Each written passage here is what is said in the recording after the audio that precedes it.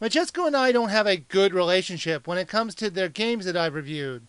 I didn't like Cookie Mama and Frou Frou Park, so I wasn't expecting much from this game, and I have to say, I was pleasantly surprised, since I really enjoyed this game. This is another kid-friendly edutainment game that the Wii seems to like to attract.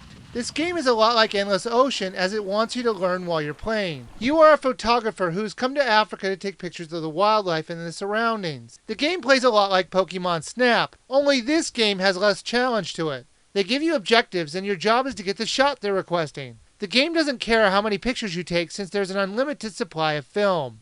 You use the pointing function of the Wiimote to point on the screen where you want to take the picture. And you press the A button to take the picture. It was that easy. Now you would think in a photography game you would be rated on your shots, whether it was in focus, zoomed in, or centered. But this game doesn't care. All it cares about is that you're reasonably close to the subject. Sometimes it won't even let you take a picture of it if you're not. You will most of the time be walking around in a huge area. And while it looks like a daunting task to find all the animals and locations you're supposed to shoot to beat the level, it's not that hard since the game is basically on rails. I say basically because they give you the illusion of freedom. But if you decide to go off on your own, you'll usually find nothing. You might be wondering why I said I enjoyed the game, given the fact that the game has one set course and no skill involved in the one thing you're supposed to be doing. Even given all those faults, the game is entertaining to watch and play. While walking through the course, you'll come upon a scene to watch, and it's usually fascinating to gaze upon.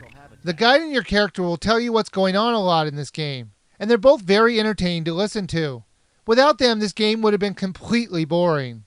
How do we find these elephants? Well, there's a sure sign we can use to track them. They're dung. You're joking. Not at all.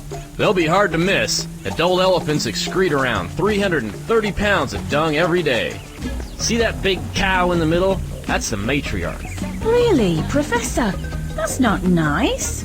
No, Val. Female elephants are called cows. The males are called bulls. They bring a sense of fun and wonder to the game, which is really hard for most educational games to accomplish. Each of the missions are about 15 to 30 minutes long, and they give you a minimum number of objectives to take photos of. And if it's not completed, you're going to have to do the whole thing again. Luckily, I never had this problem since they give you optional objectives to fill up your required shots. I did find it a bit irritating that the objectives would come up before I even saw the animals. So I knew ahead of time what was going to happen before I got there. I think it would have been better if the objectives would have come up in real time. It would have made the game more challenging. If you beat the level, you're treated to a mini-game.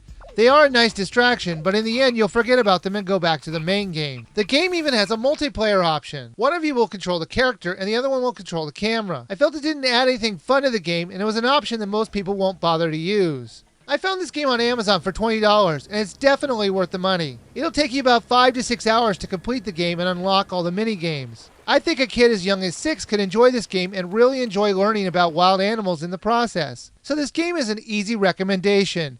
Good job, Majesco. Buy it now.